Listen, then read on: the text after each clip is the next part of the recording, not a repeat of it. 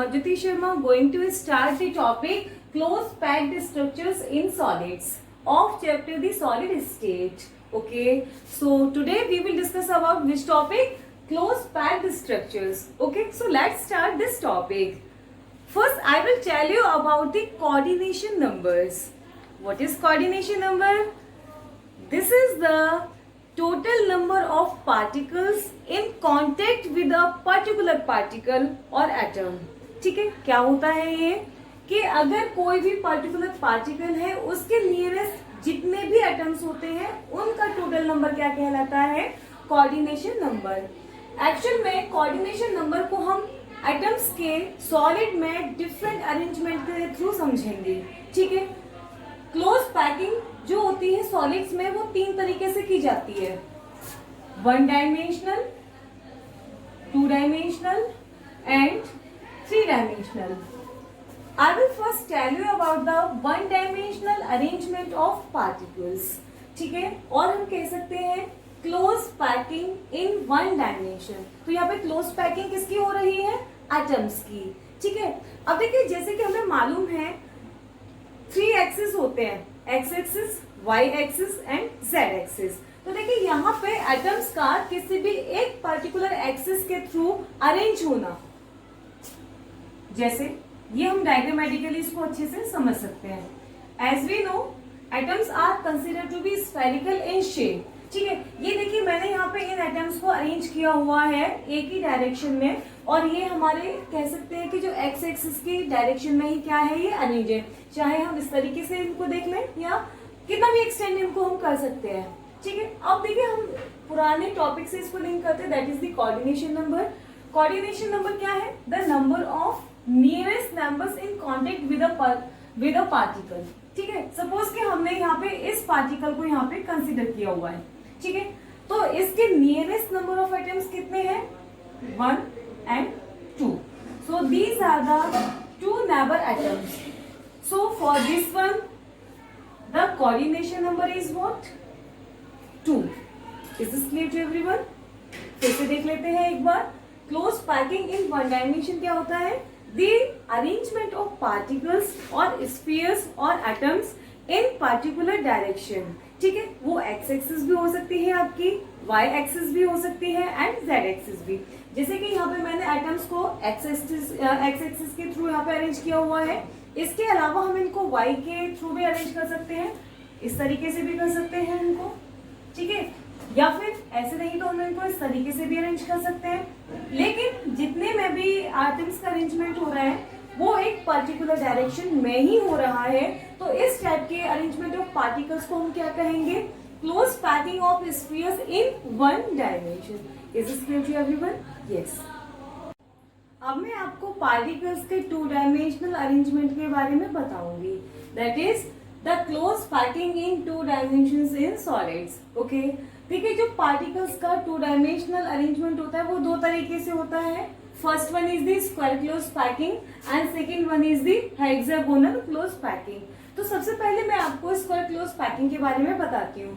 देखिए square close packing में जो पार्टिकल्स का टू डायमेंशनल अरेंजमेंट होता है उसमें जो डिफरेंट रोज होती हैं उनके पार्टिकल्स का अरेंजमेंट सेम होता है.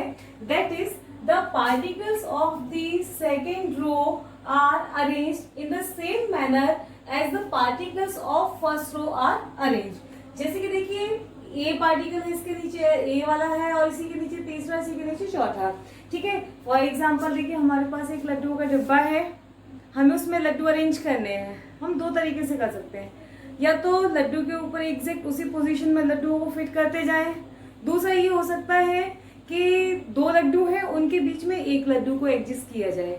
ठीक है, इस तरीके से हो सकता है, यानी कि हम उसको डिफरेंट तरीके से अरेंज कर सकते हैं. तो यहाँ पे जो अरेंजमेंट है वो सेम पैटर्न है, यानी कि एक लड्डू के ऊपर दूसरा लड्डू, सेम अरेंजमेंट. तो देखिए यहाँ पे जो पार्टिकल्स है वो दो तरीके से हो सकते हैं, या तो सारे पार्टिकल्स सेम टाइप के हो सकते हैं या पार्टिकल्स आपके डिफरेंट टाइप के भी हो सकते हैं, बट उनका जो अरेंजमेंट है वो कैसा होता है?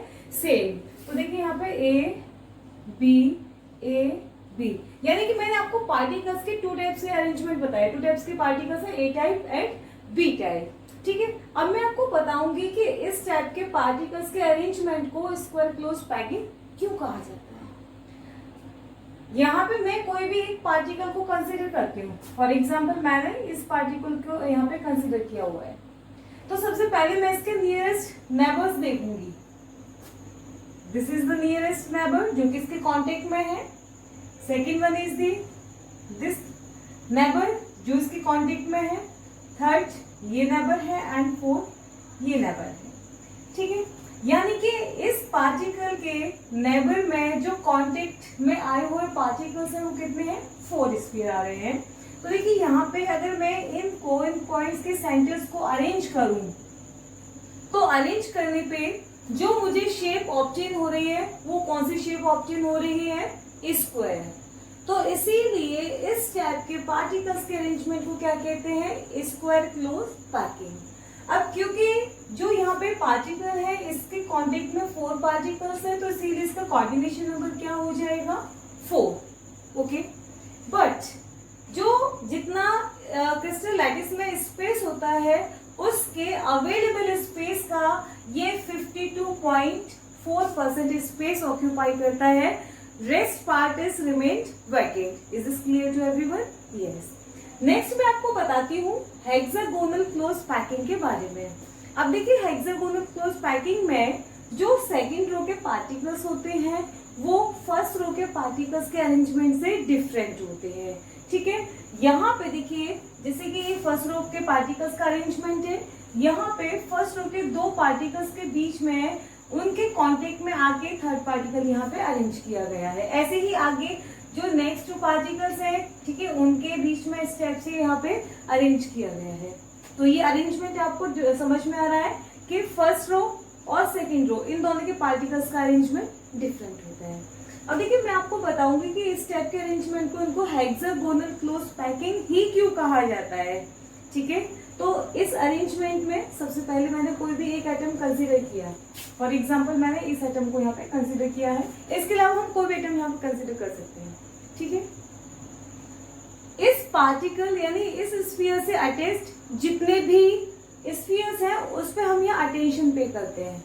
तो देखिए यहाँ पे ये पार्टिकल स्फीयर है जो कि इसके कांटेक्ट में है, ये वाला पार्टिकल है सेकेंड इसके कांटेक्ट में है, थर्ड ये पार्टिकल है इसके कांटेक्ट में है, फोर्थ वन ये पार्टिकल है इसके कांटेक्ट में है, ये फिफ्थ नेबर है जो कि इसके कांटेक्ट में है, और ये सिक्स्थ नेबर है जो कि इसके कांटेक्ट में है। ठीक है, अब इन एटम्स के सेंटर्स के जो पॉइंट्स हैं मैं अगर उनको ज्वाइन करूं तो ज्वाइन करने पे जो शेप ऑब्टेन होती है वो शेप क्या होती है, हेक्सागोन।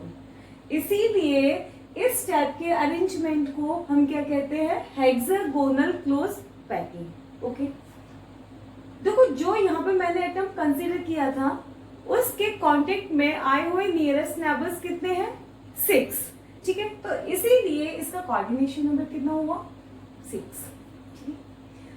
और अगर मैं इसके अवेलेबल ऑक्यूपाइड स्पेस के बारे में बात करूं तो क्रिस्टल लैटिस में जितना स्पेस होता है उसका ये जो हेक्सागोनल क्लोज पैकिंग पार्टिकल्स होते हैं ये अवेलेबल स्पेस का 60.4% स्पेस ऑक्यूपाई कर सकते हैं। तो देखिए क्रिस्टलाइन सॉलिड्स में हम जानते हैं कि जितने पार्टिकल्स जितना ज्यादा स्पेस ऑक्यूपाई करेंगे वो उतना ही एफिशिएंट होता है।